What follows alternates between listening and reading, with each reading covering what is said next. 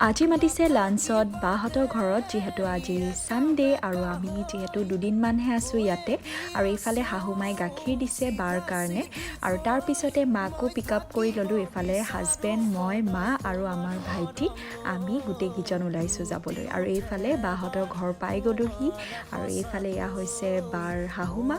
আৰু এইফালে এয়া হাজবেণ্ড আৰু এইফালে ভিনদেউ আৰু এইফালে এয়া হৈছে মোৰ দেৱৰ মানে হাজবেণ্ডৰ ভাইটি আৰু তাৰপিছতে আমি এইফালে চাহ খাবলৈ বহিছোঁ আৰু চাহত আছিলে চিংৰা ক্ষীৰ কদম কোনে কোনে খাই ভাল পায় বাৰু জনাবচোন আৰু তাৰপিছতে এইফালে বায়ে বনাই আছে ধুনীয়া মটন আৰু ময়ো এনেই অকণমান বাক হেল্প কৰি দিলোঁ এইফালে তাই একো কাম কৰিবলৈ দিয়া নাই মোক তাই কৈছে আজি তই বহ মই কাম কৰিম আৰু তাৰপিছতে এয়া আমি গোটেইখিনিয়ে খালোঁ ভাত আৰু খানা কিন্তু খুবেই টেষ্টি হৈছিল তাৰপিছতে আমি কথা চথা পাতি চাহ তাহ খাই ৰেষ্ট লৈ যাব ওলালোঁ ঘৰ ভিডিঅ'টো চাই ভাল পালে লাইক কমেণ্ট শ্বেয়াৰ